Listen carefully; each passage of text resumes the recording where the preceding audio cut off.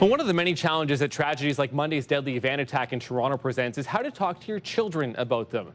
Experts say children will inevitably have questions about tragedies and that there are several important things to remember when discussing events like the Toronto attack with your kids. Now, with more, we want to welcome in Nataxja, Cini, who is a founder of Family Therapy, too, a social worker. Nataxja, thanks for being here.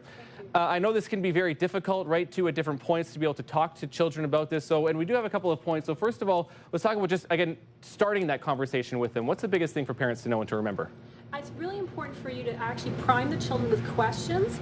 Do you know what happened? What have you heard from your friends? What you've seen on social media? You want to know what your children know, and then you want to kind of stand back and let them guide the conversation. Okay, and then you kind of just initiate and kind of have to, and that depends on how old they are too? Exactly. Right? Okay. Because with social media now, everybody has a phone. Most children have phones, so either they've watched the video 5 times, or they've talked about it, or their friends, older friends at school have talked about it, so it's going to come into your house. Okay, yeah. The next one here too, for people too, is, and for parents to remember, is encourage them to share their feelings through this entire process, the entire process, or while you're talking to them? While you're talking with them, because your children are going to react differently. Each child has a different emotional response, and also different level of sensitivity. So you want to be aware that your children, some children will be deeply affected by this, other children will be like, it's not really bothering me.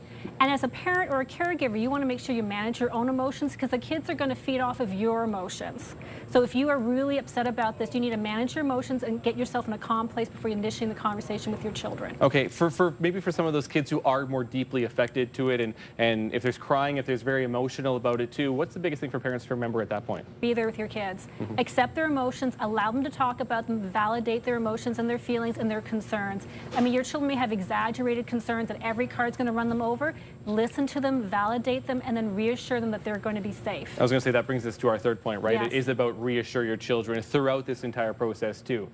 Absolutely. I mean, the thing is, you know, bad things do happen in the world, but we are surrounded by a lot of people who care and love us and keep us safe. So we talk to the children about who keeps us safe in our environment and what are the safety measures. So if you know some concrete things they're doing, like maybe they're putting up barricades, you can talk to your children about that. So reassurance is really important. We're going to be safe. Not everybody in the world's bad, and there are good people working to solve these issues, and I'm always here for you. You can talk to me at any time, and if you have any concerns or any feelings about this, I'm here for you. I guess the biggest thing for again, all very good points, is that it depends on how old your children are, right? It's going to be different when they're younger about how much they know, or if you have teenagers in the house. So how do you approach that differently, or just quickly here too, for approaching the different age levels? So for younger children, you want to just be very simplistic and very clear about things, not a lot of detail. You want to encourage your children not to watch videos. The older teens, you want to find out what they've been seeing, what they're talking about, because when you see things on social media, you may jump to conclusions, and you want to be, as a parent, to fill in those gaps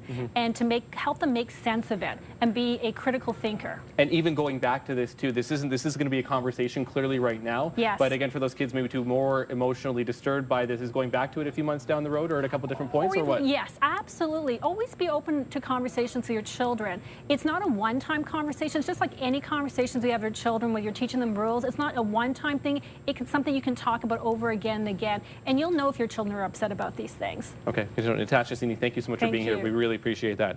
Time now for a look ahead to CTV News at 6 here. Graham Richardson and Patricia Bowl.